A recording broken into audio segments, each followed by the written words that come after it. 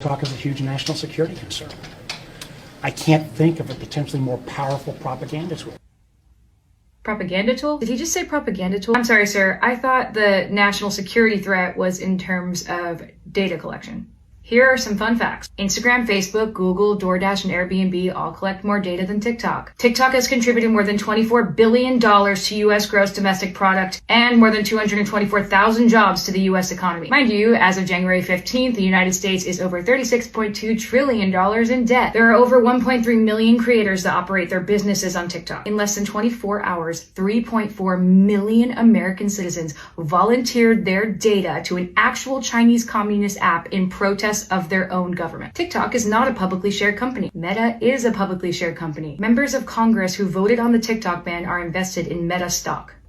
Meet your politicians. Senator Markway Mullen purchased between $15,000 and $50,000 of Meta shares on January 2nd, 2024 and January 26, 2024. Mike McCall, who introduced the TikTok ban legislation, was a little bit sneakier about it by using his family's trust to purchase his Meta stock. Representative Byron Donald voted yay and purchased Meta stock on December 6th. Representative Greg Stanton voted yay and purchased Meta stock on November 9th, 2023. Representative Diana Harshbarger voted yay and purchased Meta stock on March 3rd, 2023. Representative Ro Khanna voted nay but purchased Meta stock on November 7th. Representative Dan Crenshaw voted yay and purchased Meta stock on December 2nd, 2022. Representative Marjorie Taylor Greene voted yay and purchased Meta stock on December 30th. The list goes on and on. You guys can look it up. Members of Congress are actually required by law to disclose their financial transactions, including stock trades, under the Stock Act. Ironically, the purpose of that law is to make sure that Congress members do not make any major decisions if there's a personal financial benefit. The irony of fear-mongering a nation about the threat of Chinese communism by stripping them of their jobs,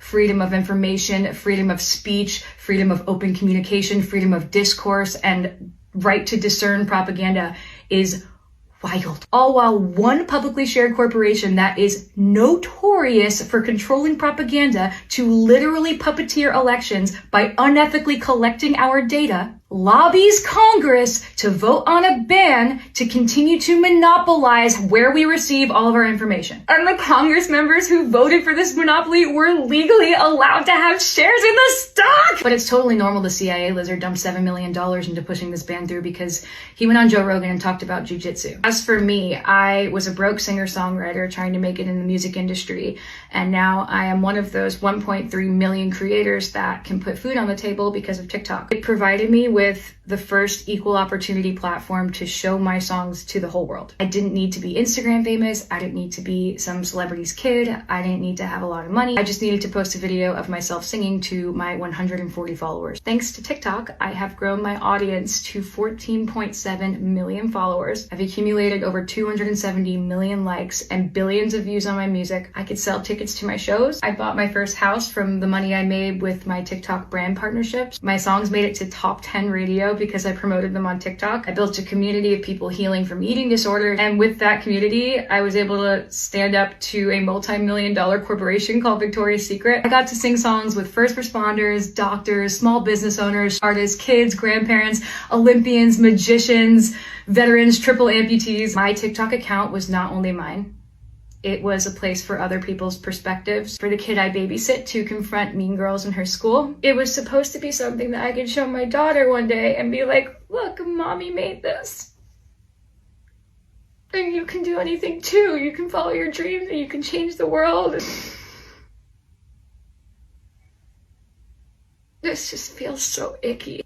And now I'm saying goodbye to the future that I built for my family, fair and square, with a baby on the way, so a bunch of corrupt, dirty politicians can feed their babies.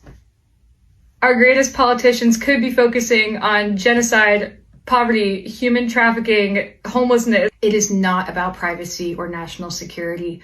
It is all about control. China doesn't want to spy on people pooping while they watch a Get Ready With Me. The government doesn't even hate TikTok. In fact, most of the Congress members that voted to ban TikTok are actually on TikTok, as are all their spouses and children. What the government hates is losing money out of their own pockets. The government hates losing control of the information we receive. And most importantly, the government hates when we talk to each other.